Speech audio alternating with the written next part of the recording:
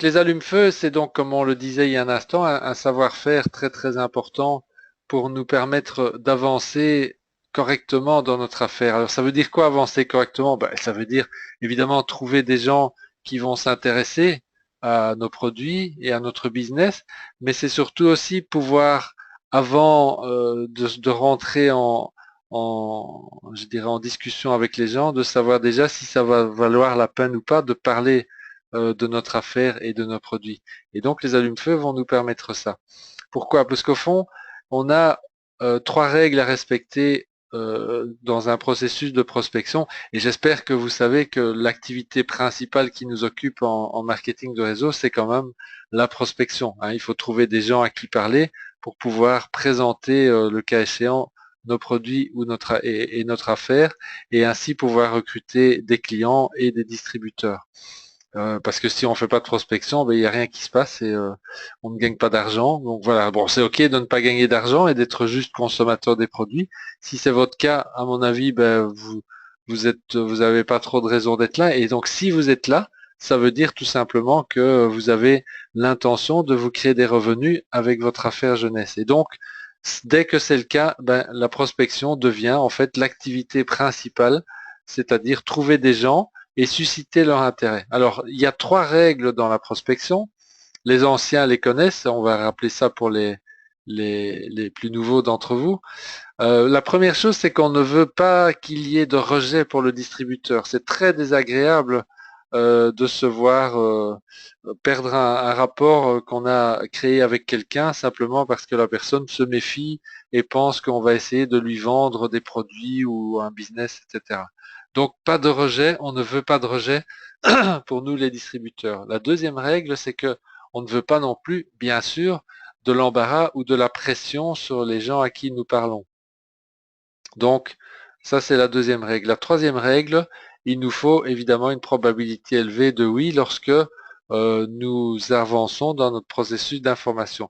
Donc, ça veut dire concrètement que lorsque je vais être face à quelqu'un, que ce soit une personne connue de mon entourage ou un inconnu avec qui je viens de démarrer une conversation, eh bien, il va falloir que je trouve le moyen à un moment donné, si je me rends compte que ça pourrait intéresser la personne, bien entendu. Imaginons, je sais pas, imaginons que la personne nous parle de ses problèmes au travail, qu'elle en a assez de son environnement de travail, qu'elle gagne pas assez d'argent, etc. Donc, ben forcément, ça va déclencher chez nous, tiens, mais au fond, ça pourrait être un candidat pour mon affaire jeunesse. Alors, avant de lui en parler, donc c'est ça, si vous lui en parlez tout de suite, vous savez d'office ce qui va se passer. Il va y avoir pour vous du rejet, simplement parce que vous allez déclencher le filtre anti-vente chez votre interlocuteur. Donc, comment faire pour confirmer que votre interlocuteur non seulement dit qu'il a un petit peu, il en a assez de son travail, mais est-ce vraiment vrai? C'est juste une façon de se plaindre. Et si c'est vraiment vrai, comment faire pour vérifier? Ben, c'est l'allume-feu qui est la solution. Et donc, en faisant un allume-feu, je vais pouvoir avoir une réponse de la part de mon interlocuteur, sans l'embarrasser ou sans lui mettre de la pression, parce que je ne vais pas lui parler de jeunesse. Je vais juste essayer de savoir s'il pourrait avoir un intérêt pour jeunesse. Et c'est l'utilisation de l'allume-feu. Et si il me fait savoir qu'il est intéressé, ben là, c'est ce qu'on appelle un oui. Je vais pouvoir passer à l'étape suivante. C'est ce qu'on va voir ce soir. Donc, comment est-ce que tout ça fonctionne? Alors, c'est quoi un allume-feu? Alors, avant ça, je voudrais quand même aussi vous rappeler, puisque je viens de vous dire que la prospection, c'est notre travail principal, il y a au fond trois étapes dans une démarche vis-à-vis de quelques personnes que ce soit, marché chaud, marché froid, peu importe qui. La première étape, c'est de créer de l'intérêt.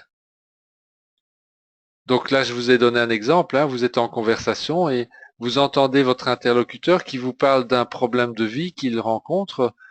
Ça pourrait être j'ai envie de me sentir plus jeune, ça pourrait être j'ai envie de gagner plus d'argent ou j'ai envie de changer de travail, j'ai envie de me débarrasser de mon travail parce que j'en peux plus. Enfin voilà, quel que soit le problème de vie qui vous apparaît dans la discussion, il va vous falloir trouver un moyen de créer de l'intérêt pour la solution que vous avez entre vos mains, la solution à son problème de vie.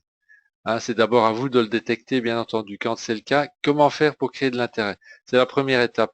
Ensuite, trier, ça veut dire, bon, ben, il y a des gens qui vont simplement dire, voilà, j'en ai marre de mon travail, mais ça va en rester là. Hein. Ils vont simplement se plaindre que ça va plus pour eux, mais ils seront pas ouverts finalement à avoir une réelle solution à cette problématique. Donc là, vous allez tout simplement arrêter votre processus. Par contre, si la personne, effectivement, après que vous ayez créé de l'intérêt, manifeste de l'intérêt, ben vous allez aller plus loin. Vous allez prendre un rendez-vous ou lui proposer un rendez-vous. Mais on va pas aller trop vite en étapes. Hein. Nous, l'allume-feu, en fait, a pour seul motif de créer de l'intérêt. Et c'est de ça qu'on va parler ce soir. Je ne vais pas vous parler très en détail de la suite du processus, même si c'est important. Je vous donnerai simplement les éléments qui vont vous permettre de passer à l'étape suivante, parce que c'est quand même important. Hein, si vous savez pas passer à l'étape suivante, si vous avez beau créer de l'intérêt, ça va pas aller plus loin. Ça sera pas non plus euh, réalisable. Alors, pour mémoire, ce qui va se passer lors de votre rendez-vous, c'est que ben, votre contact qui est devenu un prospect entre-temps, il va regarder l'information et puis alors vous allez à un moment donné être en situation de pouvoir l'amener à prendre une décision par rapport est-ce qu'il a envie d'acheter des produits, est-ce qu'il a envie de démarrer l'affaire, est-ce qu'il a envie de rien du tout, est-ce qu'il a envie de vous donner des références, enfin, toutes les possibilités sont là. Donc, je répète encore une fois, l'allume-feu a comme objectif unique et principal de créer de l'intérêt pour notre affaire lorsque vous êtes en conversation et que vous vous rendez compte que votre interlocuteur pourrait effectivement utiliser à bon escient votre affaire. Alors, maintenant, j'espère que aussi vous connaissez l'histoire de Nancy et d'Albert. Si ce n'est pas le cas, je vous la rappelle très rapidement. Nancy et Albert sont deux distributeurs, ils pourraient être dans Jeunesse d'ailleurs, qui ont à tout point de vue le même profil. Ils ont le même âge, la même formation, les mêmes compétences, ils habitent la même région, ils sont sponsorisés forcément dans la même société, la même ancienneté, la même expérience en marketing de réseau. Ils débutent, ils sont assez débutants, enfin ils ont déjà quelques semaines derrière eux. Et Nancy gagne de belles commissions déjà, tandis qu'Albert ne gagne rien. D'après vous, quelle est la différence entre Nancy et Albert? Eh bien, si vous n'avez pas encore la réponse, je vous la donne. La différence entre Nancy et Albert, c'est que Nancy a appris un petit nombre de savoir-faire qu'elle met en application. Alors, elle a dû les apprendre et puis elle a dû les tester sur le terrain, donc ça lui a donné quelques déboires évidemment, mais enfin, elle en a pris amusement et aujourd'hui, elle est drillée, elle est entraînée à utiliser ses savoir-faire et elle a des résultats. Albert n'a pas appris les résultats, les savoir-faire, et lui, en fait, il n'arrête pas de rencontrer du monde, exactement comme Nancy le fait, mais lui, en fait, il n'a pas de résultat. Alors Nancy, sur 100 contacts, elle va, et ce sont, alors je vous dis pas, c'est pas des chiffres inventés, ce sont des statistiques que vous pouvez créer pour vous-même dès que vous vous mettez à pratiquer ce qu'on enseigne ici. Sans contact, elle va avoir 80 personnes qui vont marquer de l'intérêt. Il y en a 64 statistiquement qui vont regarder l'information, donc qui vont aller à son rendez-vous. Et puis, il y en a 40 à 50, donc près de la moitié, qui vont prendre une décision. Ça ne veut pas nécessairement dire qu'ils vont dire oui, mais qui vont décider, qui vont donner à Nancy un avis en disant oui, ça m'intéresse, non, ça ne m'intéresse pas. Et c'est ça notre job, je vous le rappelle. Notre job en finalité, c'est d'obtenir des décisions de la part d'un maximum de gens. De temps en temps, ça va être oui, de temps en temps, ça va être non. Et de temps en temps, ça va être ben, c'est non, mais je vais vous donner des références parce que je vous aime bien et puis ça m'intéresse, ça peut être intéressant pour certaines personnes. Et voilà. Vous voyez, donc Albert, par contre, lui, sur 100 contacts, il va parvenir en moyenne à intéresser une vingtaine de personnes. Et puis il y en a que un petit nombre, à peine 4 qui vont regarder. Et sur les 4, il y en a un ou deux qui va lui dire oui ou non. Vous voyez que la quantité de travail entre Nancy et Albert, à quantité de travail égale à nombre de contacts égal, les résultats sont nettement supérieurs pour Nancy. Et il n'y a pas que ça, il y a aussi le découragement parce que vous imaginez bien que les 80 contacts qui n'ont pas marqué d'intérêt, ben, je peux vous dire qu'Albert, il s'est pris beaucoup de rejets dans toute sa démarche. Et évidemment, il y a très peu de distributeurs qui résistent dans des conditions pareilles, ce qui est complètement normal. Euh, je voudrais vraiment insister sur le fait qu'il n'est pas du tout nécessaire dans notre activité d'essuyer des rejets du style se sentir vraiment pas bien, si vous voulez, lors d'une conversation. Hein. Et c'est ce qui se passe hein, quand vous l'avez tous vécu déjà et tous et toutes. Vous présentez un petit peu trop tôt votre affaire parce que vous pensez que ça va vraiment faire plaisir ou que ça va aider la personne en face de vous qui vient justement de se plaindre que oui, elle en a ras-le-bol de son boulot. Ah oui, mais j'ai une solution pour toi. Clac, on déclenche le filtre anti-vente et la personne va trouver le moyen d'interrompre la conversation ou bien vous allez vous sentez instantanément hein, la différence d'énergie. C'est ça que j'appelle le rejet. Et donc, ce n'est pas du tout nécessaire dans notre activité de vivre ça. Il y a moyen, en utilisant les savoir-faire et particulièrement celui des allumes-feu, d'éviter à 100% ce type de choses, ce type de situation. Alors, c'est quoi un allume-feu maintenant? Comment est-ce que ça fonctionne? Ben, un allume-feu, au fond, c'est un bénéfice qui va répondre à une problématique de notre interlocuteur ou à une valeur qui va répondre à un problème que notre interlocuteur a et qui va, disons, lui apporter une solution à son problème. Et lorsque ce bénéfice est perçu par la personne, la réaction qui va s'en suivre va être, ben quoi, il existerait donc bien un moyen pour obtenir cette chose que j'aimerais tellement obtenir ou avoir cette solution que je recherche. C'est vraiment vrai? Voilà. Ça, c'est ce que nous recherchons. C'est ce qui est recherché avec l'allume-feu. Alors parfois, on va l'avoir, cette réaction, et parfois on ne l'aura pas. Et c'est logique, c'est normal. Ce qu'on veut, c'est de savoir, au fond, quand j'ai la réaction, ça me parle, ça veut dire que je vais pouvoir qualifier en quelque sorte mon interlocuteur, qui est un candidat, j'appelle ça un candidat, je vais pouvoir me dire, tiens, mais là, il y a une possibilité pour que cette personne s'intéresse à mon affaire.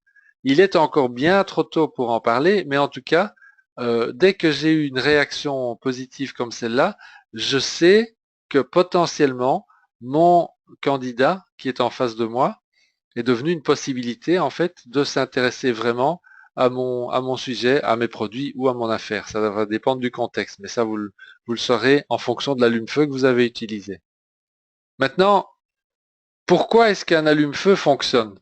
Ben c'est intéressant de savoir pourquoi. Enfin moi en tout cas ça m'a intéressé lorsque notre mentor Marc Janouzeski, parce qu'évidemment c'est pas moi qui ai inventé ce genre de choses, c'est notre c'est pas Marc Janouzeski non plus, mais c'est lui qui l'enseigne dans ses enseignements et qui l'enseigne le mieux je pense avec Tom Bigal-Schreiter. Ce sont les deux personnes au fond qui ont réellement rendu cette approche populaire. Et je dois vous dire que il faut leur rendre hommage et leur vraiment les remercier parce que ils nous évitent précisément ces rejets qui sont absolument dévastateurs en fait dans notre métier. Hein. Vous savez bien que les personnes qui ne sont pas formées et qui se lancent tête baissée dans l'aventure sans formation, notamment sans utiliser ce genre d'outils, eh bien, en moyenne, un nouveau distributeur va parler à 3 personnes et puis il va abandonner simplement parce qu'il s'est pris 3 rejets. Quand quelqu'un se prend 3 rejets d'affilée, eh bien, en général, ben, il n'a pas le courage ou l'envie de continuer. Il se dit non, c'est pas pour moi. C'est pas grave, je vais faire autre chose, mais là, c'est pas pour moi. C'est complètement dommage parce que l'allume-feu, je vous le dis encore une fois, c'est la solution à la situation. C'est juste un simple savoir-faire. Et donc, pourquoi ça marche? Parce que on s'adresse au subconscient. Le filtre anti-vente aussi est un mécanisme subconscient. Et donc là aussi, quand on déclenche le filtre anti-vente en parlant trop tôt de notre affaire ou de nos produits, on déclenche dans le subconscient de notre interlocuteur le filtre anti-vente. Et si vous voulez en avoir la preuve, mettez-vous vous-même en situation. je sais pas, je prends toujours le même exemple parce que je pense qu'on l'a tous vécu au moins une fois dans notre vie. On va s'acheter un vêtement au magasin de vêtements, on rentre dans le magasin, on a le vendeur ou la vendeuse qui vient vers nous et qui nous demande est-ce que je peux vous aider? Automatiquement, qu'est-ce qu'on répond? Non merci, je viens juste pour regarder ou je regarde et je vous appellerai quand ce sera prêt. Vous voyez, c'est ça en fait ce qu'on appelle le filtre anti-vente et ça se produit aujourd'hui dans plein de situations. Vous avez le téléphone qui sonne, vous décrochez, c'est un télémarketeur, tac, filtre anti-vente. Dans la plupart des cas, vous n'allez même pas entendre ce qu'il vous dit, vous avez qu'une seule envie, c'est de raccrocher. C'est le filtre anti-vente. Et dans plein de situations, ça se déclenche aujourd'hui. Et c'est pourquoi il est vital, évidemment, vous, avec votre business jeunesse, de maîtriser ce genre de savoir-faire, parce que sinon vous allez vous heurter euh, au filtre anti-vente de la plupart des gens à qui vous allez tenter de présenter votre business. Et c'est logique, hein, on est sursollicité aujourd'hui, on est dans une société de consommation où la publicité est partout, partout, partout. Je vous assure, ici en France, je sais pas en Belgique, mais en France, dans l'heure de midi, il faut pas décrocher votre téléphone parce que c'est toujours des télémarketeurs qui essayent de vous accrocher. Donc, voilà. Maintenant, revenons à nos moutons. Les gens détestent qu'on leur fasse une présentation de vente qu'ils n'ont pas demandé. Ce qui se passe, ça déclenche le filtre anti-vente et en plus, ils n'aiment pas ça. La deuxième chose qui est évidente pour tout le monde, c'est que nous adorons entendre raconter des histoires. Tout le monde aime ça. Ça fait partie de notre inconscient collectif et voilà, je ne sais pas d'où ça vient, mais c'est un fait, c'est un fait. Et la troisième chose, en plus, c'est que les gens, vous et moi, on ne peut pas nous empêcher de demander une histoire lorsque notre curiosité est attisée. Lorsque donc quelqu'un a éveillé notre curiosité, nous voulons savoir, nous voulons en savoir plus. Donc qu'est-ce qui se passe? Ben, on demande une histoire. En fait, idéalement, c'est d'entendre une histoire, c'est de faire suivre notre allume-feu effectivement par une histoire. Mais ça, on va y revenir tout à l'heure. Là, on en est pour l'instant à la première partie, c'est comment fonctionne un allume-feu. Voilà, c'est maintenant ça qu'on va voir. Rappelez-vous, on a besoin de parler au subconscient de la personne, de notre interlocuteur. Donc, ce que je vais vous dire ici, au fond, ça a été étudié et mis en pratique par les meilleurs spécialistes, les meilleurs psychologues, marketeurs de la planète. Ce sont des choses qui, même si vous les connaissez, sont totalement imparables. Le subconscient réagit en fonction de programmes prédéterminés que nous avons tous en nous. Et ce sont bien ces programmes-là que les marketeurs ont identifiés et qu'ils vont donc faire fonctionner. Alors, c'est une information, au fond, certains, je pourrais peut-être me mettre à la place de certains. Il y a quelques années, ce que je pensais à l'époque, c'était oui, mais alors, ça veut dire qu'on peut manipuler les gens. En fait, la réponse est oui. On peut manipuler les gens si on utilise effectivement ces savoir-faire ici de façon, je vais dire comment ça, avec de mauvaises intentions entre guillemets. Eh bien oui, on pourrait dans un premier temps manipuler les gens. Donc ceci dit, ici, à la base, c'est l'intention, hein, vous avez compris, qui va compter. Si votre intention, c'est réellement de rechercher une réponse et un bénéfice pour la personne que vous avez en face de vous, eh bien, vous n'êtes pas en train de la manipuler, vous êtes en train plutôt de lui permettre vraiment de recevoir l'information, puisque vous savez très bien que si vous la donnez trop tôt, vous allez l'empêcher d'entendre ce que vous avez à lui dire. Voilà, donc ici, je reviens donc à la structure. On va parler au subconscient de notre interlocuteur. On va donc énoncer deux faits qui sont de nature évidente et connue et acceptée. Des faits universellement reconnus, on va le dire comme ça, donc que tout le monde sait être vrai. Alors je prends ici un exemple concret. L'insécurité d'emploi augmente pendant ce temps de crise. Ben oui, c'est un fait, tout le monde est d'accord avec ça. Euh, un deuxième fait, et donc qu'est-ce qui va se passer quand votre interlocuteur entend ça? Ben il dit oui. Son subconscient aussi, il dit ben oui, c'est vrai, c'est vrai. Alors vous allez énoncer un deuxième fait. La plupart des gens sont stressés et tombent donc plus facilement malades. Ben oui, c'est vrai aussi. On entend ça, d'ailleurs, il y a même des gens qui en sont arrivés au stade du suicide aujourd'hui. Enfin, on ne doit même pas en arriver là. On sait bien aujourd'hui que le stress augmente chez la plupart des gens, notamment lorsqu'ils sont au travail. Voilà donc deux faits qui sont évidents, universellement reconnus. Donc, si vous dites en séquence ces deux faits, il faut le dire en contexte, hein, on est bien d'accord. Vous vous allez pas dire tiens bonjour, comment tu vas? Tu sais l'insécurité d'emploi augmente dans ce temps de crise. Oui, de quoi tu me parles? Non, attention, vous n'allez pas sortir ça n'importe quand. Il faut le mettre en contexte. On est bien d'accord. Hein, je précise pour être sûr. Euh, et c'est quoi un exemple de contexte? Ben, votre interlocuteur, précisément, il y a un instant, il vient de se plaindre de son boulot, il en peut plus.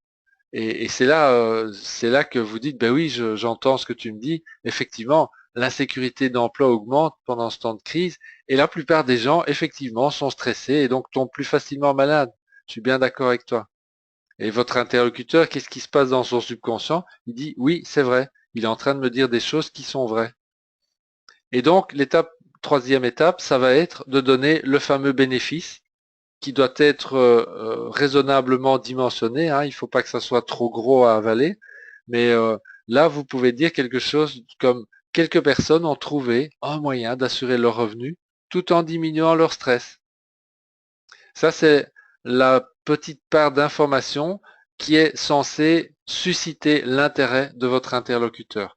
Donc, je répète le contexte. Vous êtes en discussion avec votre interlocuteur. Vous êtes par exemple, je sais pas, à la machine à café pendant la pause de 10 heures. Et votre collègue, il vous dit, tu sais, ouais, j'en ai ras-le-bol, j'en peux plus. Ça fait 2 ans qu'on n'est plus augmenté. Je sais pas, je pète un câble, quoi. Et bon, et vous dites, bah oui, tu sais, c'est vrai que l'insécurité d'emploi augmente et en ce temps de crise, et c'est valable pour nous aussi. Maintenant, écoute, je vais te dire, la plupart des gens sont stressés et ce qui entraîne plus facilement la maladie. Ceci dit, quelques personnes ont trouvé un moyen d'assurer leur revenu tout en diminuant leur stress. Et puis vous dites plus rien et vous attendez. Et vous attendez quoi? Ben vous attendez une réaction de la part de votre collègue. Alors de deux choses l'une, ou bien il dit bah oui oui c'est vrai. Et puis tiens à propos, tu as déjà lu le rapport Intel? Donc là qu'est-ce qui vient de se passer? Ben votre collègue, il n'a pas mordu à l'hameçon, il n'a pas réagi. Il n'a pas réagi. Et c'est OK. Donc là, vous savez qu'en fait, ben, c'est pas le moment d'aborder le sujet, ou il n'est pas ouvert, ou il n'est pas prêt.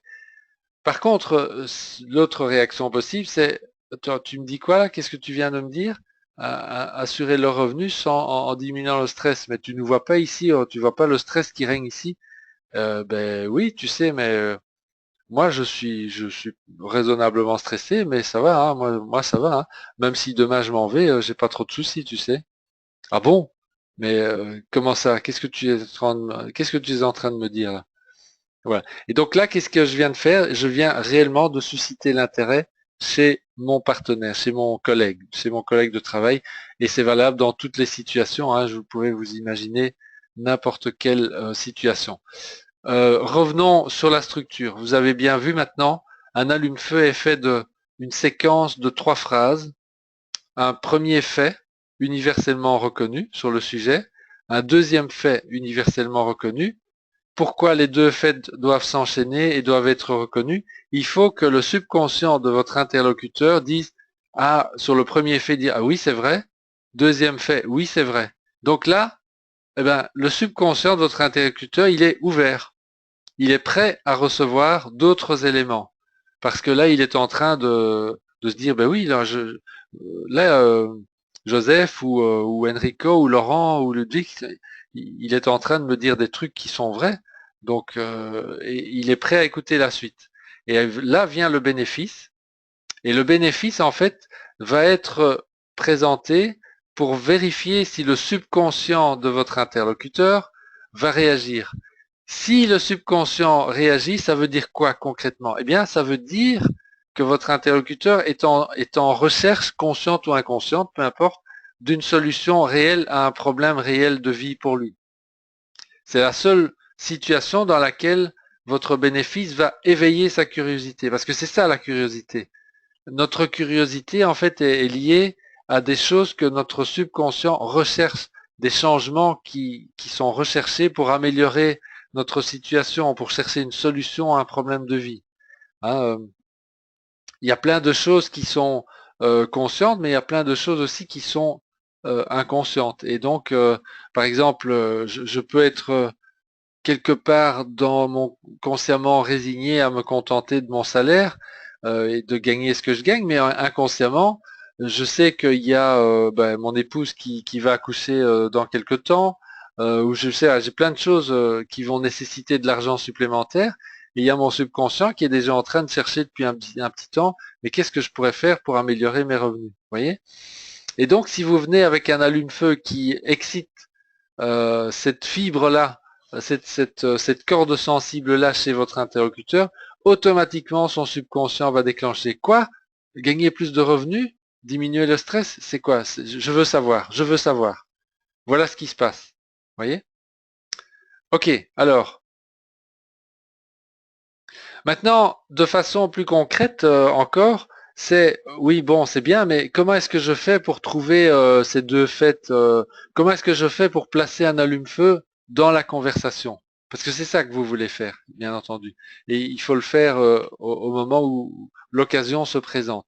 Et les occasions peuvent se présenter de façon inattendu dans une conversation. Vous pourriez même ne pas du tout être avoir en tête votre activité jeunesse. Vous parlez avec votre ami ou votre voisine qui tout à coup vous présente un problème. Ben tac, ça vous revient. Ah ben ça alors, ben là j'aurais peut-être quelque chose. Est-ce que jeunesse pourrait servir?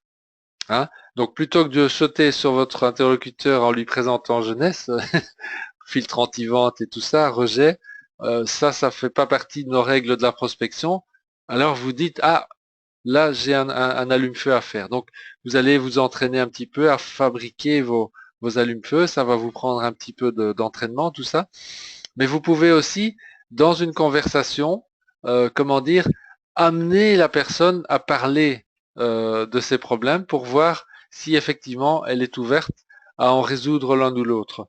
Et les sujets principaux, je veux dire, qui sont la préoccupation de la plupart des gens pendant leur journée, ce sont évidemment les circonstances présentes de la vie, hein, je sais pas, l'essence, la nourriture, avoir de la nourriture dans le frigo, veiller à ce qu'on soit bien assuré, tout ce qui est lié au ménage, à la vie de famille, etc. Donc tout ce qui sont les circonstances présentes de la vie. Ça, ce sont des sujets de préoccupation pour la plupart d'entre nous. Ben, pour tous ceux d'entre nous, pas pour tous en fait. Hein. Euh, Deuxième aspect, ce sont les objectifs de vie principaux. Ça peut être l'école pour les enfants ou l'école pour nous si on veut s'inscrire dans une formation ou les formations. La retraite pour ceux qui n'en sont pas loin. Les vacances. Tiens, mais qu'est-ce que tu as prévu pour tes vacances? Bon, c'est un sujet génial ça. Hein. Et puis la personne vous parle, tu sais, cette année, je peux pas partir en vacances, on est en train de construire, on n'a pas d'argent, etc. Ah bon, t'as pas d'argent? Ben oui, c'est bien, mais tu sais, au fait, il y a des personnes, c'est vrai que euh, quand on construit une maison, ça prend beaucoup d'énergie et ça consomme beaucoup de budget. Et d'autre part, les vacances, ça coûte de plus en plus cher de partir en famille. Ceci dit, quelques personnes ont trouvé un moyen pratique de se payer des vacances, même en période de construction, etc. Même en période de vache maigre, etc. Voilà, tac. Ah oui, tiens, mais comment ils font? Comment elles font? Ah ah, comment elles font? Donc là, je m'arrête là parce que ça va être un autre savoir-faire qui va permettre d'enchaîner. Bon, troisième sujet de prédilection pour les gens, c'est de parler de leur métier, de leur emploi, de leur situation professionnelle et ainsi de suite. Vous voyez, donc ça, ce sont des exemples de sujets que vous pouvez aborder dans vos conversations avec les gens. Et quand vous parlez de ces sujets, automatiquement, il y a des problématiques qui vont surgir, qui vont arriver à la surface. Et chaque fois que c'est le cas, vous aurez une occasion à ce moment-là de construire un allume-feu. Bon, voilà quelques exemples. Hein. Ici, lorsque lorsque la personne vous parle de ses soucis de voiture, ouais, ma voiture, elle consomme beaucoup. Oh, il va falloir peut-être que je la change parce que ça devient fort. Ben oui, tu sais, c'est vrai, en plus l'essence est chère. Le litre à 1 euro, c'est de l'histoire bien ancienne. Ceci dit, quelques personnes ont trouvé un moyen de réduire leur facture d'essence d'une centaine d'euros par mois. Bon, c'est assez inattendu comme bénéfice, mais quand même quelqu'un qui est plutôt éveillé et qui est intéressé à faire des économies, il va réagir.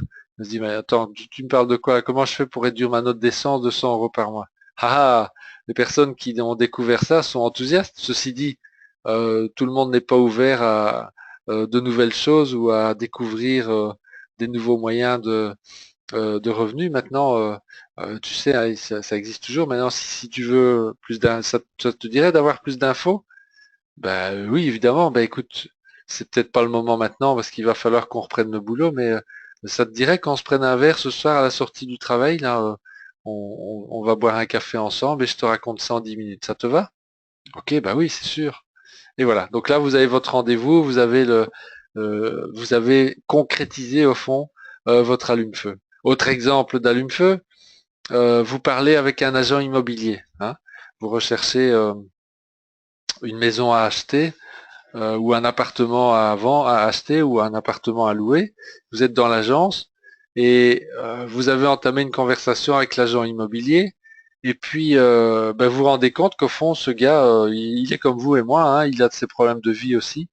Et puis, il a des problèmes d'argent parce que il aimerait se marier, mais il n'a pas de sous pour organiser son mariage. Ou il aimerait s'acheter une maison aussi, lui, mais il n'a pas de sous. Ou tout ce que vous voulez.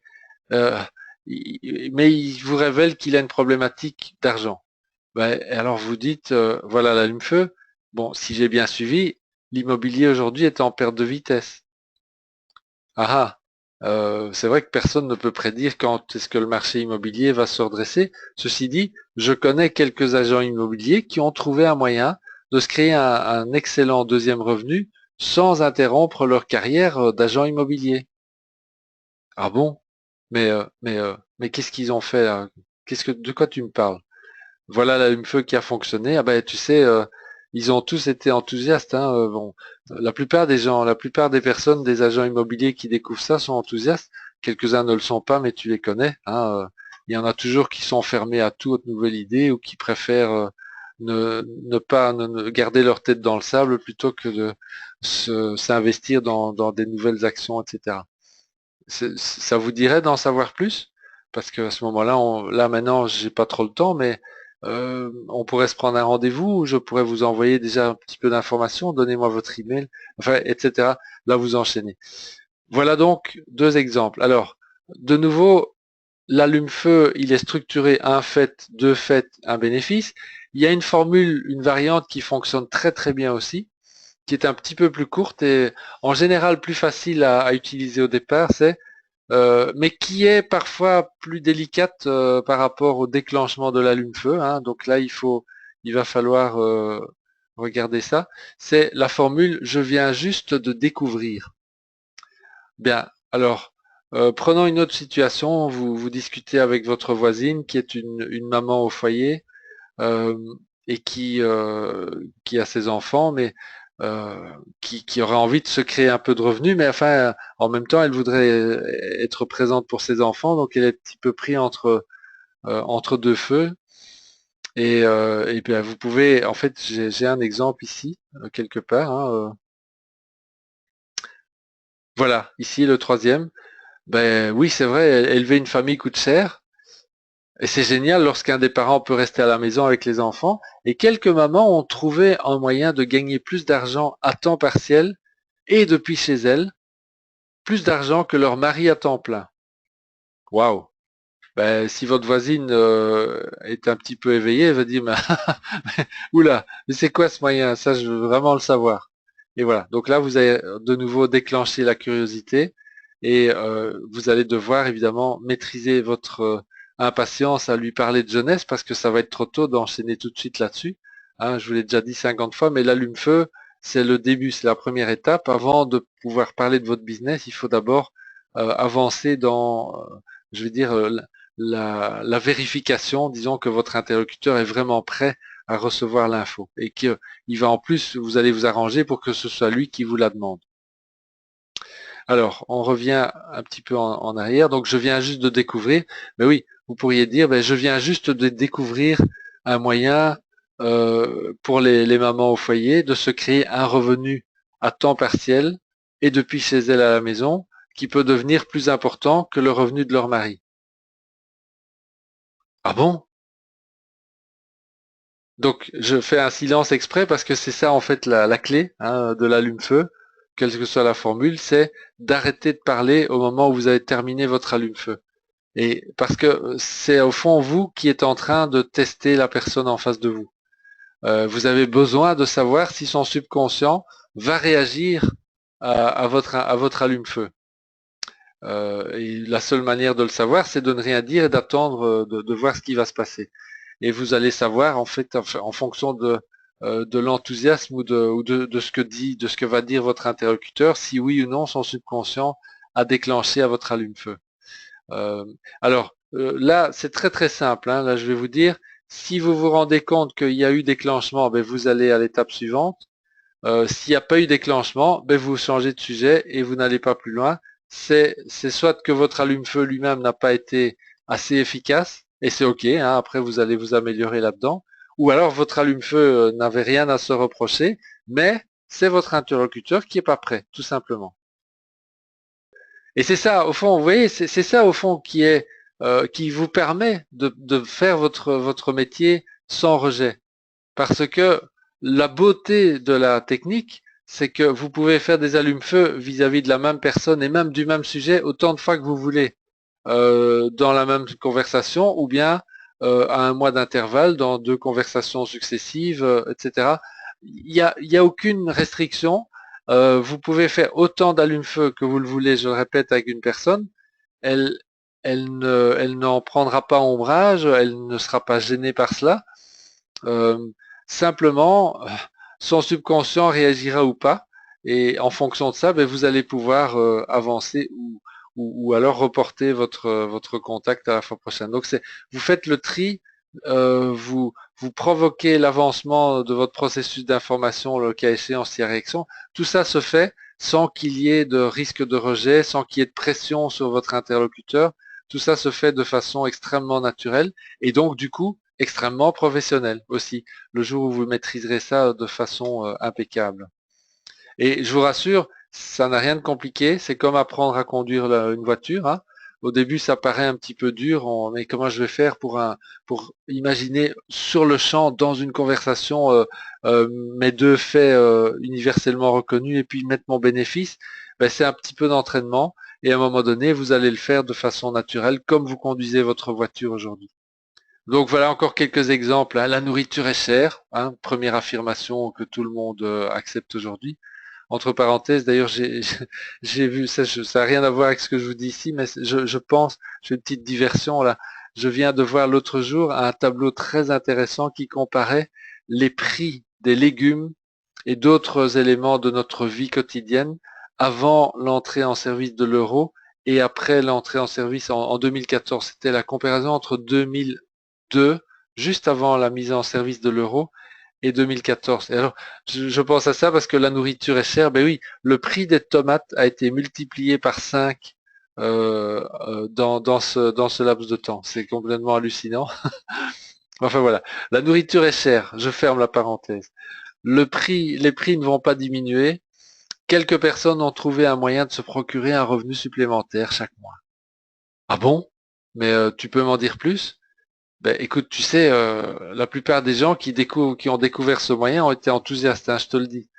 Bon, ceci dit, quelques personnes ne l'ont pas été, ne le sont jamais, parce qu'il y a toujours quelques personnes, et tu les connais, qui sont fermées à toute nouvelle idée ou qui préfèrent rester dans leur coin plutôt que d'améliorer leur vie et celle de leurs semblables. Ça te dirait d'avoir un petit peu plus d'avoir une information là-dessus? Ben oui, évidemment. Ok, ben écoute, passe-moi ton email, je vais t'envoyer deux vidéos, tu vas voir, et je te rappellerai juste après. Ou est-ce qu'on peut se prendre un café là demain matin, ou ce soir, enfin voilà, vous avez compris l'idée. Les gens aiment se sentir jeunes et en pleine forme, ça c'est pour nous. La population en Europe vieillit. Certaines personnes ont trouvé un moyen de rester jeunes tout en augmentant leurs revenus. Voilà une façon pratique aussi aujourd'hui d'intéresser les gens à jeunesse et à notre approche anti-âge. Alors j'espère que tous ces exemples vous ont inspiré. J'espère que vous allez, et ce que je vous suggère de faire, c'est de vous construire quelques allumes-feu pour vous. Vous pouvez les faire, vous l'avez vu, hein, pour votre business et pour la notion de création de revenus. Et vous pouvez le faire aussi pour la notion de produit. Hein, Tom Schreiter, il a une quantité invraisemblable d'allume-feu pour tout ce qui est lié au RID, etc. Enfin, je vais pas vous les refaire. Je vous conseille plutôt de vous tourner vers Tom Bigal-Schreiter. Il a de plus en plus de bouquins qui sont publiés en français. Hein, vous allez voir sur Amazon, vous tapez Tom Schreiter et vous allez trouver tous ces bouquins, ou pas tous, mais la plupart en français. Et je vous les recommande vraiment, vraiment parce que notamment les allumes-feu et plein d'autres savoir-faire du même type ils sont enseignés et ça vous permettra vraiment de devenir assez rapidement très efficace dans votre prospection.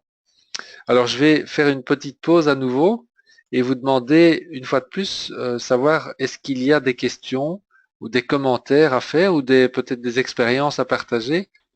Bonsoir Tu Margaret, m'entends? je t'entends, nous t'entendons. Est-ce que tu... Voilà. Mais en fait, oui, moi, c'est une expérience toute nouvelle depuis hier. Ok, Hier matin, je suis allée chez le coiffeur. Et là, il y avait une dame. On parlait à bâton rompu. Et puis, justement, est venu le besoin d'argent. ok, Et ben, j'ai justement fait l'allume-feu parce que c'est vrai que c'est pas d'aujourd'hui qu'on connaît ces phrases. Je l'ai fait et j'ai eu le rendez-vous hier. Ça s'est mal passé avec le Skype, mais on a pu discuter à trois avec Benjamin hier soir. On se reparle mardi soir et je l'invite à venir à la réunion de mercredi à Sèvres. bah, c'est bravo Margaret. Est-ce que tu te rappelles encore de l'allume-feu que tu as fait pour susciter l'intérêt? Ou à peu près, est-ce que tu t'en rappelles? Elle parlait, moi je lui ai dit, bah, tu sais, je parle toujours de la plupart des gens. Ah ah, La plupart des gens se plaignent, mais il y en a qui trouvent les solutions et qui réussissent. C'est-à-dire, ah ah ah, bon? Elle m'a dit, ah, ah bon? Ben, je lui waouh. dis oui, j'en fais partie. Et alors elle m'a dit, oui, c'est quoi? Ben, je lui ai dit, écoutez, c'est pas le moment ici, mais si vous voulez, donnez-moi vos coordonnées, je vous recontacte tout à l'heure et je passe chez vous. Et puis là, j'ai contacté directement Jasmine et Benjamin. Et j'ai pris rendez-vous avec la dame et je suis allée chez elle et on a pris contact avec Benjamin. Parce que Jasmine était occupée justement pour la réunion du soir hier, quoi. Ok, ben bravo. Oui, Voilà. donc tu as vraiment procédé dans l'ordre. C'est un allume-feu très très rouge, très direct que tu as fait là, mais bravo, ça fonctionne aussi, bien entendu. Franchement, franchement, Ah ouais, ouais, franchement, excellent. j'ai été prise au dépourvu, au fait. C'était du bâton rompu. Oui, euh, et je me suis dit en sortant, waouh! excellent. Tu Mais sais, et c'est puis, bravo, bravo, bravo, bravo. C'est ouais, je l'ai recontactée en lui disant que je serais là, que je confirmais mon rendez-vous du soir. Elle m'a répondu OK. Je lui ai dit waouh, ouais, génial, quoi. Donc, puis ça a fonctionné. Donc voilà. bravo. Ok, super. Merci pour ce témoignage, Margaret. Alors je me tourne. J'ai vu aussi que Viviane avait. Alors je vais ouvrir le micro, Viviane. Bonsoir, Viviane. Est-ce que tu m'entends? Oui, bonsoir à tous. Merci beaucoup, Luc, parce que c'est vraiment super de pouvoir écouter même maintenant les témoignages, de t'écouter toi et de tout ce que tu nous donnes comme info. Et effectivement, ce matin, bon ben voilà, j'étais un peu dépitée, pas dépitée même en fait, non, ce serait exagéré de dire dépitée, mais je me suis dit, tiens, là j'y parti de demain, il n'y a pas assez de monde, et puis je me suis lancée jusqu'à envoyer un message à une amie dont j'avais vaguement parlé au début. Elle partait en voyage longtemps, New York, Bahamas, machin et tout. Mais bon, une femme, par exemple, elle, si tu veux. Puis je lui ai envoyé un message en lui disant, écoute, demain, j'ai une J partie. Je ne sais pas si tu te souviens, mais pour moi, en tout cas, c'est vraiment génial, ça change ma vie. Et de toute façon, tu ne perds pas ton temps, tu ouvres ton restaurant beaucoup plus tard. Et puis là, si ce n'est pas pour être distributrice, parce que ça ne peut pas convenir à tout le monde, tu peux aussi acheter ces produits, toi qui es vraiment superbe et tout et tout. Le message que j'ai reçu, c'est « je serai là, c'est super ». Voilà. Et au fond, j'utilise un petit peu comme ça pour chacun, je m'adapte parce que souvent je les connais. Et par exemple, il y en a une jeune qui était passée quand j'étais avec les deux Brésiliens et Benjamin. Et puis alors voilà, je l'ai un petit peu happée grâce à ça. Elle a dit ah, génial, de toute façon, ça c'est vraiment un bon plan, parce que je lui ai reparlé après. Ok. Elle a viendrait avec ma mère. Donc voilà, si tu veux, j'ai des allumes-feu un peu différents, mais c'est sûr que dans les exemples que tu donnes, ils sont surtout pour des personnes qui sont déjà au boulot. Mais des gens comme nous de plus de 65 ans, pour moi, voilà, je ne suis pas, je dois vraiment rentrer en contact avec des personnes. Alors, oui, oui, donc c'est excellent ce que tu viens de nous partager, Viviane, parce que ça me permet aussi de marquer la différence. En fond, ce que tu as fait là, c'est justement des situations dans lesquelles tu n'as pas, où tu as jugé, à juste titre, qu'il n'était pas nécessaire de passer par cette approche, et où là, tu as pu aborder directement, grâce au relationnel et au type de rapport que tu as avec les deux personnes dont tu prenais l'exemple, tu as pu les aborder directement sans craindre de déclencher leur filtre anti-vent. Donc c'est ce que tu as fait. Donc là, c'est une des situations, une des rares situations dans lesquelles on peut imaginer de se passer d'allume-feu, effectivement. Donc l'invitation directe est aussi un moyen rapide, bien entendu, plus rapide encore que l'allume-feu. Mais l'invitation directe, on ne peut l'utiliser évidemment que de façon extrêmement limitée, avec des gens qui nous aiment bien, qui nous font vraiment confiance, qui nous connaissent bien, etc. Avec là, effectivement, on peut y aller franco. Mais dans tous les autres cas, y compris d'ailleurs avec notre relationnel chaud, avec notre marché chaud, que ce soit de la famille ou des amis, etc., souvent on va être amené aussi à utiliser les allumes-feu pour éviter justement de rentrer en confrontation directe, parce que là, en plus de ça, je vais dire que si on rentre, on a une approche directe avec des amis ou de la famille, on pourrait dans certains cas carrément créer un malaise, faire en sorte que les gens n'aient plus trop envie. Je me rappelle d'une expression de Tom Bigal-Schreiter qui disait, voilà, au début, bon, je vous rappelle qui c'est, hein, Tom Schreiter, c'est le réseauteur le plus titré ou le plus je vais dire, renommé de la planète, parce qu'il a été le mentor de tous les grands réseauteurs depuis des dizaines d'années. Ça fait 40 ans qu'il est dans le métier. Mais tout au début, il nous raconte que son expérience était désastreuse, parce qu'il dit, je suis resté pendant 1 an et 10 mois sans parrainer quelqu'un, sans arriver à parrainer quiconque, et sans même arriver à vendre un seul produit. Il était tellement maladroit, etc. Il disait, à un moment donné, j'étais banni de tous les mariages, de tous les enterrements. Parce que il rentrait en relation, il rentrait bien en tête avec son business chez les gens, et donc à la fin, il s'était coupé avec tout le monde. Vous voyez. Donc ici, vraiment, je te remercie pour ton intervention, parce que ça nous permet effectivement de bien situer les choses. Donc quand vous savez effectivement ce que vous faites, vous pouvez y aller, effectivement, ça va plus vite d'aborder les gens en direct. Mais voilà, quand on a un doute, l'allume-feu est la solution, parce que là, on ne risque rien, et en plus, ça fonctionne très bien aussi. Je regarde s'il y a d'autres personnes.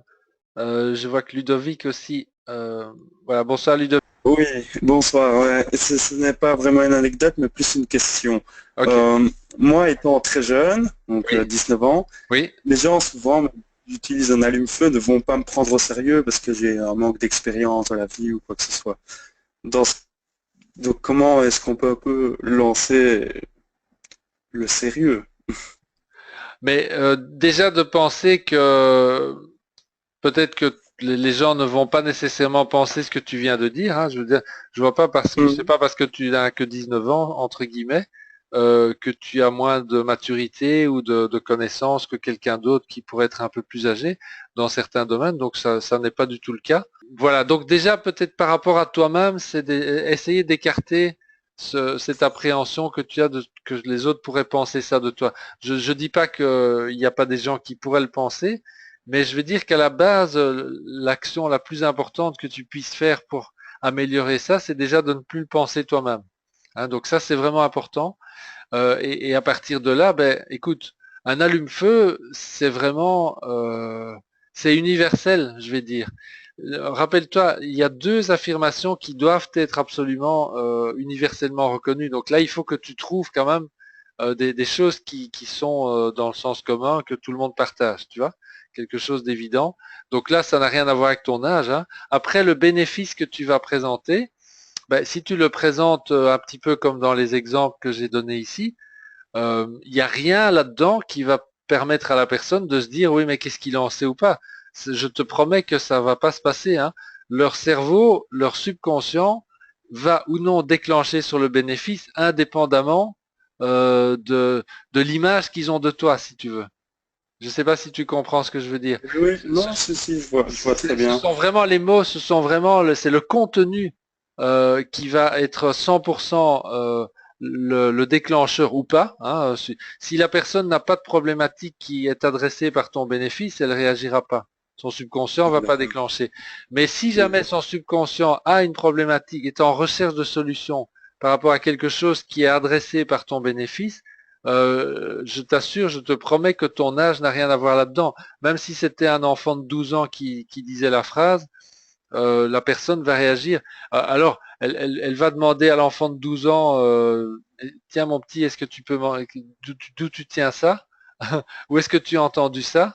Hein, parce qu'elle va peut-être pas attribuer à l'enfant la capacité d'apporter la solution, mais elle va se dire, ça c'est sûr, si cet enfant me dit ça, il a dû l'entendre quelque part et moi je veux savoir, quoi. Tu vois? Ah ouais. Moi je veux savoir. C'est ça le truc. On est vraiment là, c'est du 100% subconscient. Et la notion de oui, c'est un jeune, il n'a que 19 ans, donc je lui accorde pas de crédit. Je te promets que c'est pas un programme qui est dans la tête de plein de gens. Vous n'avez plus besoin de rentrer dans ce monde infernal du job. C'est l'horreur, c'est obsolète, quoi. Franchement, allez-y, foncez. Ici, en plus, tu as un environnement super de soutien et tout ça.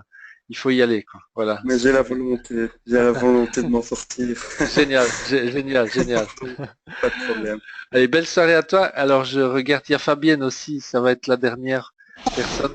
Fabienne, bonsoir. Bon, j'étais en conversation avec une dame qui me demandait si je sortais, si j'allais danser parce qu'elle s'ennuyait et que bon voilà, si je pouvais, j'avais quelque chose à lui proposer. Alors j'ai sauté sur l'occasion, mais je lui ai dit non, je ne sors pas danser spécialement et je ne connais pas spécialement des endroits, mais par contre, j'organise une petite démonstration chez moi. Est-ce que tu souhaites venir? Elle m'a dit oui et elle vient. Waouh, Voilà. bravo, bravo, bravo. Excellent. Voilà. Excellent. Ben voilà, vous voyez, ça peut devenir très facile quand on met en œuvre des savoir-faire. Et je vous assure que le savoir-faire des allumes-feu, ça peut faire la différence très très vite dans votre business. La seule chose, c'est de vous donner la peine d'y réfléchir un petit peu, de vous en construire quelques-uns, d'accepter l'idée que ça peut ne pas être parfait. Et ça ne doit pas l'être, hein, je vous rassure, les gens ne se rendent pas compte de ce que vous faites en faisant ça. Ça doit pas être parfait du tout, ça peut être approximatif et si vous êtes face à quelqu'un qui a une véritable problématique de vie, je vous promets que ça va très très vite fonctionner. Voilà, bien écoutez, je vais en rester là pour ce soir. J'espère que ça vous a apporté quelque chose de concret là pour la suite de votre activité. Voilà, Benjamin, Jasmine, bravo aussi pour votre dynamisme et pour le soutien que vous donnez à votre équipe. En tout cas, tout grand merci à toi, Luc. Pour ceux qui souhaitent vraiment avoir beaucoup plus de renseignements concernant les allumes-feu et d'autres savoir-faire, moi je vous conseille, nous avons pris notre place pour aller voir justement la personne qui est à l'initiative de ces savoir-faire. En l'occurrence, Luc en a parlé tout à l'heure, il s'agit de Marc G. Hein, qui finalement lui a pris les enseignements de Bigol Schreiter, comme Luc l'a expliqué. Il faut savoir que Luc et François ont été à plusieurs reprises jusque Luc, c'est à Hawaï que vous avez été. Hein, oui, tout à fait, oui. Ces enseignements, ça fait 5 ans que vous allez là-bas pour prendre ces enseignements. Ça fait 4 ans. On a été 4 ans d'affilée. Là, cette année-ci, on va pas y aller parce qu'on justement on organise la venue de Marc Januszewski et de son époux. Ils nous font le plaisir de venir jusqu'ici en France, en Europe, donc ce sera à Paris, mais uniquement pour notre équipe, pour vous, pour l'équipe de Jean-Pierre Régine Desroses en France, rien que pour nous, c'est hallucinant. J'en ai pas cru mes oreilles quand il nous a proposé ça. Mais voilà, il vient et donc nous on organise les choses pour lui. C'est pour ça que cette année on n'ira pas à Hawaï parce qu'on n'aura pas le temps. Mais oui, faut être là parce que il va nous donner un enseignement aussi qu'il n'a jamais donné jusqu'à présent et qui consiste essentiellement à aider à nous créer aussi une clientèle. Hein. C'est très important de développer un réseau, on sait tous, mais c'est très important aussi d'avoir des clients. Tout le monde n'a pas envie de faire un business, mais beaucoup de gens pourraient avoir envie, sans vouloir faire le business, d'utiliser les produits. Et donc, il va nous enseigner des moyens extrêmement simples, aussi simples que les allumes-feu ici. Il, il nous en a parlé l'autre jour, c'est complètement scotchant, quoi. Il a été au sommet de toutes ses affaires de réseau grâce à ça, avec son épouse Daven. Ils viennent à deux. Et donc, Jean-Pierre Desroses et moi, on va les traduire tous les deux en temps réel là sur scène. Et ça va être au mois de juin. Voilà, donc on a mis en route déjà les inscriptions. Enfin, ouais, nous avons pris nos places. on a fait des prix aussi démocratiques que possible pour nos distributeurs. Et donc voilà, il faut en profiter. J'ai fait une page Facebook spéciale pour associer à ce week-end, à cet événement.